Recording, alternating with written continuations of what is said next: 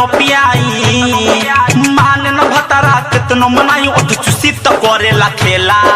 चौकी पे 4 दिन पलंग पे 5 दिन लेला चौकी पे 4 दिन पलंग पे 5 दिन लेला मान न भतरा कितनो मनाई उठ चुसी तो करेला खेला चौकी पे 4 दिन पलंग पे 5 दिन लेला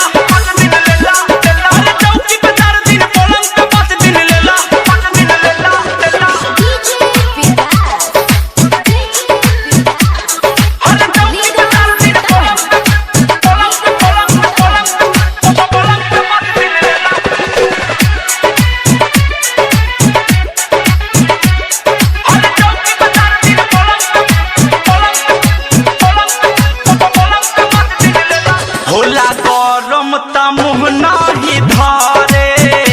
पिए के तनो मन नाही भारे पिए के तनो मन नाही भारे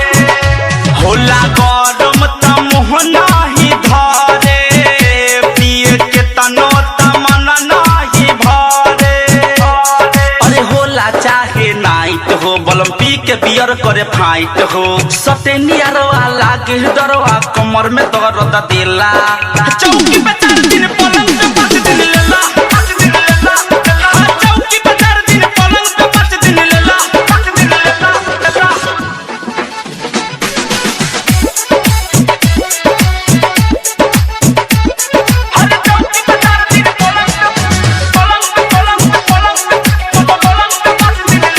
छन भर नाही रहेला दूरी सखी सैया के बा मजबूरी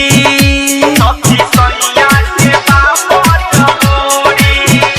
छन भर भी न रहेला दूरी सखी सैया के बा मजबूरी घर से बाहरी निकले ना जबले माजा मिले ना